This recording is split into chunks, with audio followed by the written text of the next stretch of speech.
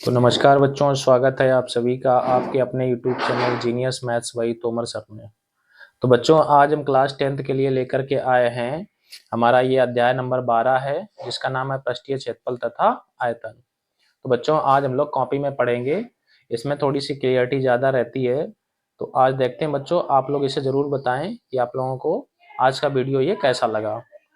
तो चलिए बच्चों, हम लोग शुरू करेंगे और देखेंगे।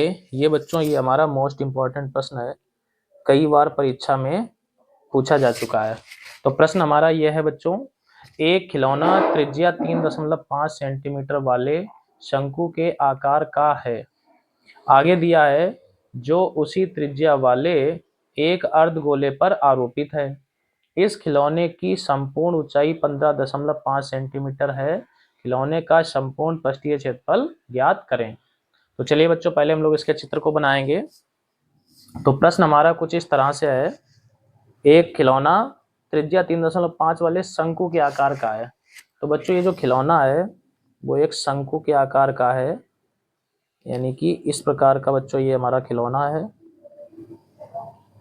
ये बोला जा रहा है एक अर्धगोले पर आरोपित है, मतलब यहाँ पर नीचे एक अर्धगोला है, उसके ऊपर ये अध्यारोपित है, यानी इसके ऊपर बना हुआ है। इसकी जो बच्चों ये त्रिज्या है वो 3.5 सेंटीमीटर है। इसकी जो संपूर्ण ऊंचाई है वो 15.5 सेंटीमीटर है। ये टोटल हाइट इसकी बच्चों। तो हमें इसका पृष्ठीय क्षेत्रफल चाहिए। बच्चों देखेंगे, अगर ये त्रिज्या हमारी 3.5 है तो ये नीचे वाली भी कितनी हो जाएगी, 3.5। तो बच्चों, ये शंकु की हाइट हम यहाँ से निकाल लेंगे। तो हम यहाँ लिखेंगे बच्चों, पहले अर्धगोला, अर्धगोले के लिए। तो बच्चों, अर्धगोले के लिए त्रिज्या r बराबर 7/2 सेंटीमीटर। 3.5 है, इसको हम लोग बच्चों ऐसे बटे में 7/2 लिख सकते हैं। और जो हमारा बच्चों शंकु है, शंकु के लिए, तो शंकु की त्रिज्या भी बच्चों कितनी होगी, 7/2 सेंटीमीटर शंकु की त्रिज्या हो गई। शंकु की ऊंचाई की अगर हम बात करेंगे तो ये पूरी हमारी बच्चों 15.5 है, इसमें से ये वाली 3.5 कम होगी, तो 15.5 माइनस 3.5, तो ये बच्चों हमारा निकल के आ जाएगा 12 सेंटीमीटर। ये हो गया कितना बच्चों, 12 हो गया। अब हमें अर्धगोला और शंकु दोनों के बारे में पता चल गया है। हमें बच्चों इसका चाहिए खिलौने का संपूर्ण पृष्ठ। तो संपूर्ण पृष्ठ बच्चों क्या होगा, जो भी हिस्सा हमको दिखाई देता है उसी को कहते हैं संपूर्ण पृष्ठ। तो हमें क्या दिख रहा है बच्चों, ये शंकु का ये साइड वाला हिस्सा, यानी ये शंकु का वक्र पृष्ठ लगेगा, और ये अर्धगोले का वक्र पृष्ठ यहाँ लगेगा। बच्चों लिखा है संपूर्ण पृष्ठ, लेकिन लगेगा इसमें वक्र पृष्ठ, क्योंकि इसका आधार बंद हो गया है। तो ये आधार हमको ये दिखाई नहीं पड़ रहा है, तो ये हिस्सा दिखेगा, ये शंकु का वक्र पृष्ठ है, ये हिस्सा दिखेगा, ये अर्धगोले का वक्र पृष्ठ है। तो हम लोग बच्चों कैसे लगा देंगे, वक्र पृष्ठ के लिए बच्चों में शंकु का यल चाहिए होगा, तो यल का सूत्र लगा देंगे। क्या होता है बच्चों, h² + r² अंडर रूट। तो मान रखते हैं बच्चों, h की जगह हम लोग रखेंगे 12 और r की जगह 7/2। तो इसे हम लोग बच्चों हल करेंगे तो कितना निकल के आएगा, l बराबर 12 का 144 और 7 का 49 और 2 का 4। इसे बच्चों जो हम लासा लेंगे तो लासा मिलेगा 4, इसका गुणा करेंगे 4 × 16, 4 × 16 1 17 और 4 × 4 1 5, और इधर हमारा कितना रहेगा बच्चों 49, और इधर अंडर रूट के अंदर चल रहा है, ये हमारा हो जाएगा बच्चों कितना 625, ऊपर 625 नीचे हो जाएगा 4। तो 625 बच्चों किसका होता है हमारा, 625 होता है हमारा 25 का, और 4 हो जाएगा 2। तो बच्चों इसकी तिरछी ऊंचाई जो यल है वो कितनी निकल के आएगी, 25/2। अब बच्चों हम लोग क्या करेंगे, सूत्र लगा देंगे। तो इसके बाद इधर देख लेते हैं बच्चों, शंकु का यहाँ पे हम लोग देख लेंगे। अब हमें निकालना है खिलौने का संपूर्ण पृष्ठ, संपूर्ण पृष्ठीय क्षेत्रफल। तो बच्चों खिलौना किन दो चीजों से मिलके बना, एक शंकु से और एक अर्धगोले से। तो क्या हो जाएगा बच्चों, इसमें सूत्र लगेगा शंकु का वक्र पृष्ठ प्लस अर्धगोले का वक्र पृष्ठ। तो बच्चों इसमें दोनों के वक्र पृष्ठ का सूत्र लग जाएगा। शंकु का वक्र पृष्ठ बच्चों होता है पाई आर एल और अर्धगोले का वक्र पृष्ठ बच्चों 2 पाई आर स्क्वायर। इन दोनों में से बच्चों हम लोग क्या देखेंगे कि पाई आर यहाँ से हमारा कॉमन है, तो क्या बचेगा बच्चों यहाँ एल और प्लस 2r, ये बच्चों निकल के आ गया। तो पाई का मान यहाँ पे बच्चों हम लोग रखेंगे 22/7, आर का मान कितना है 7/2, यल अभी हमने निकाला 25/2 और 2 गुणे आर का मान बच्चों कितना था 7/2। इसे हम लोग बच्चों सॉल्व करेंगे। ये 7 से 7 काटेंगे, 2 से इसको काटेंगे 11, तो इधर 11, यहाँ बच्चों 2 लासा ले लें तो ये 25 और ये 2 सत्ते 14, तो इधर बच्चों 11 गुणे ये हो गया 39 और नीचे हो गया 2।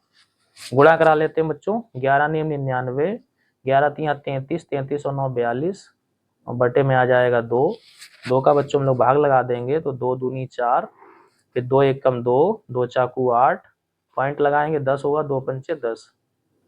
तो बच्चों जो हमारा फाइनल आंसर है वो 214.5 आ जाएगा। तो आशा करते हैं बच्चों आपको ये क्वेश्चन अच्छे से क्लियर हो गया होगा। ये बच्चों कई बार परीक्षा में पूछा जा चुका है। तो चलिए बच्चों हम लोग बढ़ेंगे अगले प्रश्न पर। देखते हैं बच्चों और लेते हैं आज का अगला प्रश्न। यहाँ बच्चों जो भी प्रश्न कराए जाएंगे वो एग्जाम की दृष्टि से महत्वपूर्ण होंगे, तो वही सारे प्रश्न हम लोग यहाँ पे करने वाले हैं। लेते हैं बच्चों अगला प्रश्न, आज का प्रश्न नंबर 2। प्रश्न नंबर 2 देखेंगे बच्चों, भुजा 7 सेंटीमीटर वाले एक घनाकार ब्लॉक, भुजा 7 सेंटीमीटर वाले एक घनाकार ब्लॉक, आगे बच्चों हमको दिया गया है घनाकार ब्लॉक के ऊपर एक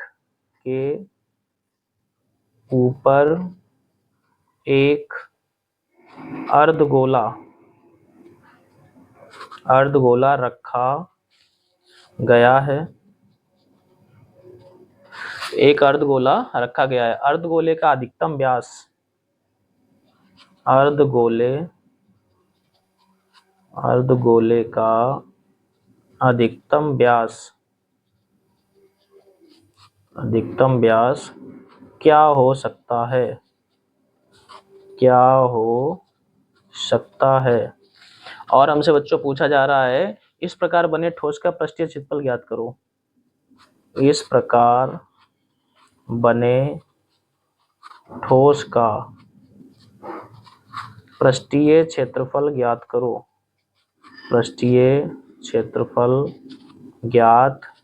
तो चलिए बच्चों हम लोग समझेंगे।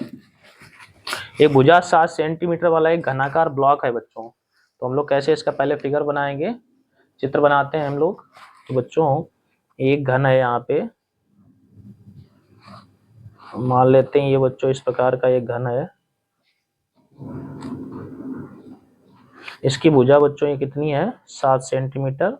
घन की लंबाई चौड़ाई बच्चों बराबर होती है। इस घन के ऊपर क्या है बच्चों, एक इस टाइप से अर्धगोला रख दिया गया है, ऐसे ये मानते हैं घन के ऊपर एक अर्धगोला रख दिया गया है। तो हमें बच्चों बताना ये जो अर्धगोला रखा गया है इसका अधिकतम व्यास क्या होगा। अब बच्चों हम लोग जानते हैं अर्धगोला ये ऊपर वाली सतह पे रखा गया है और इसकी भुजा बच्चों ये कितनी है 7। अगर ये वाली 7 है तो ये भुजा भी बच्चों 7 होगी। तो जो अर्धगोले का बच्चों अधिकतम व्यास है वो कितना होगा 7 लिखेंगे, चूंकि अर्धगोला ऊपरी सतह पर रखा गया है तो जो इसका बच्चों व्यास है वो इसकी भुजा के बराबर हो जाएगा, जो हमारी घन की भुजा है। तो व्यास बच्चों हमारा कितना निकल के आ जाएगा 7 सेंटीमीटर। एक आंसर तो ये हो गया कि जो इसका व्यास है बच्चों वही इसकी भुजा के बराबर हो जाएगा, जो भी इसकी भुजा है। दूसरा बच्चों हमसे इसका पृष्ठीय क्षेत्रफल पूछा गया है। तो बच्चों हम लोग क्या करेंगे समझते हैं ध्यान से। जैसे ही जो इसका ऊपर वाला लेयर होगा, ऊपर वाला जो सतह होगा कुछ इस प्रकार से होगा बच्चों। और जब अर्धगोला इसमें रखा जाएगा, अर्धगोला होता तो गोल ही है बच्चों, तो वो इतनी जगह घेर लेगा। तो ये जगह बच्चों, ये वाली जगह क्या होगी, ये जगह बंद हो जाएगी, तो ये साइड वाली जगह बच जाएगी। यानी ये जो बची हुई जगह है इसका क्षेत्रफल चाहिए प्लस इसकी 5 सतह और खुली हुई हैं उसका क्षेत्रफल चाहिए। तो बच्चों क्या हो जाएगा, ठोस का पृष्ठीय क्षेत्रफल क्या होगा बच्चों।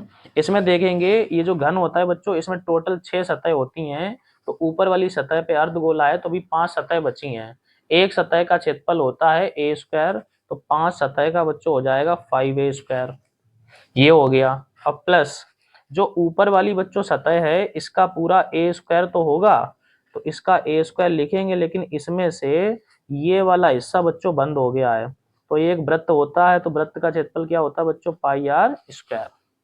तो कुल मिला के बच्चों कितना हो जाएगा, 5a स्क्वायर इसकी 5 सतह का क्षेत्रफल, जिसके ऊपर ये गोला रखा गया है अर्धगोला, तो ये पूरे में से बच्चों ये अर्धगोले वाली जगह घटा देंगे क्योंकि इतनी जगह बंद हो गई है। और प्लस ये बच्चों जो ये हिस्सा है अर्धगोले का ये भी दिखाई दे रहा है, तो इसका 2 पाई आर स्क्वायर ये हो जाएगा। तो कुल मिला के बच्चों क्या आ जाएगा, 5 और 1 6 ए स्क्वायर, और इसमें से ये घटेगा बच्चों तो बचेगा पाई आर स्क्वायर। अब हम लोग बच्चों वैल्यू रख देंगे। ए का मतलब ये घन की भुजा है, तो ये घन की भुजा बच्चों कितनी है, 7, यहाँ लिख लेते हैं ए बराबर 7। ये बच्चों इसका जो अधिकतम व्यास है, अगर व्यास यहाँ पे 7 है तो बच्चों इसकी अगर हम लोग त्रिज्या निकालेंगे तो 7/2 हो जाएगी। कितना हो जाएगा बच्चों, 7/2। ये वैल्यू इसमें रखेंगे 6, ए की जगह बच्चों 7, पाई का मान 22/7, और आर की जगह बच्चों कितना, 7/2 गुणे 7/2। इसे हल करेंगे तो 7 7 49, 49 का 6 में गुणा करेंगे 294। ये 7 से 7 काटेंगे, 2 से इसको काटेंगे 11, तो 11 7 77/2। इसका बच्चों 2 का इसमें भाग और लगा देंगे, तो 294 प्लस भाग देंगे 2 3 6, 2 8 16, तो 38.5। इसमें बच्चों जोड़ देंगे तो 0.5 तो ऐसे ही रहेगा, 8 और 4 12, और 3 और 9 12, एक हासिल 13, और 2 1 3, 332.5 सेंटीमीटर स्क्वायर। ये बच्चों इसका आंसर हो जाएगा। चलिए बच्चों हम लोग चलेंगे आज के अगले प्रश्न पर और लेंगे आज का अगला प्रश्न। समझते हैं बच्चों आज का क्वेश्चन नंबर 3। यहाँ बच्चों जो भी सवाल हम करा रहे हैं ये सारे इंपॉर्टेंट प्रश्न हैं और ये परीक्षा में आ सकते हैं, वही प्रश्न यहाँ पे बच्चों कराए जा रहे हैं। देखेंगे हम लोग अगला प्रश्न। अगला बच्चों प्रश्न ये है, 3 धातु के ठोस घन, 3 धातु के ठोस घन, 3 धातु के ठोस घन जिनकी भुजाएं क्रमशः, जिनकी भुजाएं क्रमशः 3 सेंटीमीटर, 4 सेंटीमीटर, 5 सेंटीमीटर को पिघलाकर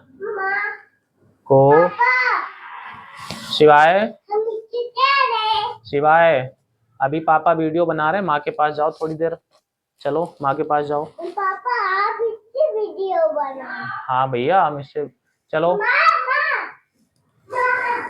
को पिघलाकर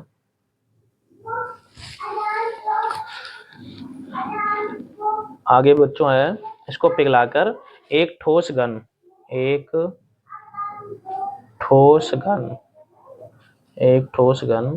बनाया जाता है। इस प्रकार बने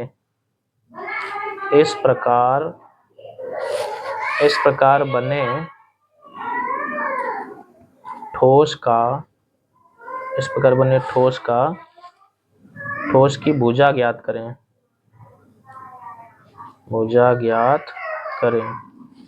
तो चलिए बच्चों समझते हैं। प्रश्न हमारा ये है बच्चों, 3 धातु के ठोस घन हैं जिनकी भुजाएं 3, 4 और 5 है बच्चों। 3 छोटे छोटे घन है यहाँ पे, तो घन की भुजा को हम लोग मान लेते हैं पहले घन की भुजा, पहले घन की भुजा। इसे बच्चों स्मॉल a1 मान लेते हैं। कितना दिया गया है? 3। दूसरे घन की भुजा को यहाँ पर बच्चों a2 मान लेते हैं, तो ये हमें दिया गया है 4। और जो तीसरा घन है, तीसरे घन की भुजा बच्चों a3, इसे हम लोग मान लेते हैं 5 सेंटीमीटर। ये है। ये बच्चों तीनों भुजाएं हमारी दे दी गई हैं। इनको पिघला के एक बड़ा घन बनाया गया है, तो उसकी भुजा मान लेते हैं, माना बड़े घन की भुजा। तो बड़े घन की भुजा बच्चों हम लोग मान लेते हैं कैपिटल A सेंटीमीटर। बच्चों किसी चीज से जब कोई चीज बनाई जाती है तो हम लोग क्या देखते हैं कि उनका हमेशा बच्चों आयतन समान होता है। यानी जो 3 ठोस घन बनाए जा रहे हैं, इनका आयतन बराबर इस बड़े घन के आयतन के होगा। तो क्या होगा बच्चों? बड़े घन का आयतन, बड़े घन का आयतन बराबर 3 छोटे घनों के आयतनों का योग, के आयतनों का योग। तो बच्चों बड़े घन का आयतन क्या हो जाएगा? इसकी भुजा क्यूब यानी a क्यूब। जो 3 छोटे घन है, तो पहले घन का बच्चों a1 का क्यूब, दूसरे का a2 का क्यूब और तीसरे का a3 का क्यूब। अब हम लोग बच्चों इसकी वैल्यू रखेंगे, तो a1 की जगह कितना है? 3 है, और इसकी जगह बच्चों 4 है, और इसकी जगह कितना है? 5 है। तो ये हो जाएगा बच्चों 27, 4 का क्यूब 64 और 5 का 125। तो a क्यूब बराबर क्या आ जाएगा बच्चों? इनको जोड़ते हैं, 5 4 9 7 16, हासिल लग गए 1, 2 1 3 और 6 9 2 11, हासिल लग गया 1, 1 और 1 2, 216। तो बच्चों इसे हम लोग क्या लिखेंगे? a बराबर 216 का घनमूल लगा देंगे, तो क्या निकल के आ जाएगा बच्चों? 6 सेंटीमीटर। तो जो बच्चों बड़ा वाला घन है हमारा, जो बड़ा घन बनेगा, तो उसका कितना आ जाएगा? 6 सेंटीमीटर। तो चलिए बच्चों आप लोग इसे नोट करें। हम लोग लेते हैं आज का अगला प्रश्न। देखेंगे बच्चों क्वेश्चन नंबर 4। चौथा बच्चों क्वेश्चन है, समझेंगे हम लोग बच्चों इसके क्वेश्चन को। क्वेश्चन दिया गया है 1.4 सेंटीमीटर व्यास वाले, 1.4 सेंटीमीटर व्यास वाले कंचों को 1.4 सेंटीमीटर व्यास वाले कंचों को 7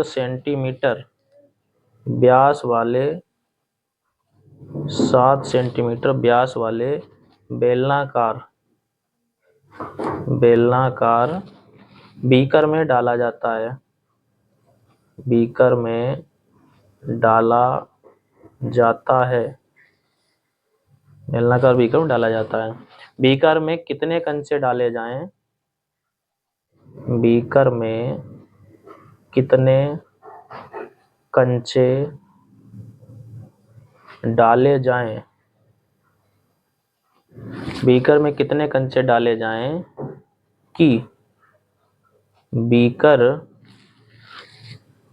के पानी का तल 5.6 सेंटीमीटर ऊंचा हो जाए, 5.6 सेंटीमीटर ऊंचा हो जाए। ये बच्चों हमारा प्रश्न है। तो हम लोग समझेंगे बच्चों 1.4 सेंटीमीटर व्यास वाले कंचे। तो बच्चों जो कंचा होता है हमारा, जो कंचे हैं वो हमारा बच्चों क्या होता है? गोला होता है, क्योंकि गोल होता है। तो जो इसका व्यास है बच्चों 2r, यह है 1.4 सेंटीमीटर। तो इसकी त्रिज्या बच्चों 1.4/2 सेंटीमीटर, यानी कट करेंगे तो 0.7 सेंटीमीटर, या इसी को बच्चों में लिख सकते हैं 7/10, ऐसे लिख लिया बच्चों। अब ये कंचे बच्चों एक 7 सेंटीमीटर व्यास वाले बेलनाकार बीकर में डाले जाते हैं। तो जो बच्चों हमारा बीकर है, ये हमारा किस आकार का है, बेलन के आकार का है। इसका जो बच्चों व्यास है इसे कैपिटल 2R मान लेते हैं, 7 सेंटीमीटर है। तो इसकी त्रिज्या हो जाएगी बच्चों 7/2। बीकर में कितने कंचे डाले जाएं कि बीकर में पानी का तल, तो बच्चों जो पानी का तल है, पानी का तल, ये बेलन में इसकी हाइट का काम करेगा। वैसे बेलन की हाइट तो बच्चों और होगी, लेकिन इतना तल उसका बढ़ जाता है। कब बढ़ता है, जब ये कंचे इसमें डाले जाते हैं। तो बच्चों क्या होगा, जितने भी कंचे डाले गए हैं उन्हीं की वजह से ये पानी का तल इतना बड़ा है। तो डाले गए कंचों का आयतन बराबर हो जाएगा बढ़े हुए पानी का आयतन। तो देखेंगे बच्चों, मान लेंगे पहले, माना x कंचे डाले जाएं, x कंचे डाले जाएं, तो क्या होगा बच्चों, जितने कंचे डाले गए हैं उसका जो भी हमारा आयतन होगा वो किसके बराबर होगा, जितना बीकर में बढ़ा हुआ पानी का तल है। तो x गुणे कंचे का आयतन, कंचे का आयतन ये बराबर होगा बीकर में बढ़े हुए, बीकर में बढ़े हुए पानी का आयतन, बीकर में बढ़े हुए पानी का आयतन। तो बच्चों x इंटू कंचा मतलब गोला, गोले का आयतन 4/3 पाई r क्यूब। बीकर में पानी का आयतन मतलब बीकर बच्चों बेलन के आकार का है, तो बेलन का पाई r² h। तो बच्चों पाई से तो पाई कट कर देंगे, x गुणे 4/3, इसका मान 7/10। तो बच्चों कितनी बार लिख देंगे हम लोग इसे, 3 बार लिख देंगे 7/10। इधर हमारा बच्चों कैपिटल R कितना है, कैपिटल R है 7/2, इसे 2 बार लिखेंगे। और h कितना बच्चों 5.6 है, तो इसको हम लोग बच्चों ऐसे 56/10 भी लिख सकते हैं। तो इसे लिखेंगे 56/10। अब बच्चों काट दें यहाँ से, तो इधर देखते हम लोग 2 से इसे काटते हैं। पहले 10 से तो ये हमने 10 काट दिया, 2 से इसे काट दें बच्चों तो ये 28, फिर 2 से इसे काट दें तो ये हमारा 14 हो जाएगा। 7 से ये दोनों 7 काट दें बच्चों, ये 7 से इसको काट दें, 7 दूनी 14। तो इधर बच्चों हमारा बचा है 4x बटे 3 गुणे 10 गुणे 10। और इधर बच्चों हमारा कितना बचा है, सिर्फ 2 बचा है। तो हमको बच्चों x का मान चाहिए, तो x बराबर, ये नीचे वाले सब ऊपर जाएंगे, तो 2 गुणे 3 गुणे 10 गुणे 10। और जो बच्चों ऊपर था, ऊपर हमारा कितना है 4, ये नीचे आएगा। तो 2 दूनी 4 और 2 पंचे 10, तो 5 15 दशामन 150। तो बच्चों x का मान निकलेगा 150। यानी बच्चों बीकर में कितने कंचे डाल दिए जाएं, बीकर में 150 कंचे डाल दिए जाएं, तो ये बीकर क्या होगा, इसमें पानी का तल 5.6 सेंटीमीटर ऊंचा हो जाएगा। तो बच्चों आशा करते हैं आपको इसमें कॉपी में आज क्लियर समझ में आया होगा, स्पष्ट समझ में आया होगा। अगर वीडियो पसंद आए तो बच्चों हमें नीचे कमेंट करके जरूर बताएं कि आप लोगों को ये वीडियो कैसा लगा। आगे से हम और भी सुविधा रखेंगे और भी थोड़े अच्छे से वीडियो को अपलोड करेंगे, अच्छे से बनाएंगे। तो आप लोग बच्चों वीडियो को लाइक अवश्य करें, जो भी बच्चे वीडियो देख रहे हैं कमेंट करें, और जो बच्चे चैनल पर नए हैं चैनल को सब्सक्राइब करें। तो चलिए बच्चों आज की क्लास में इतना ही। जय हिंद, जय भारत।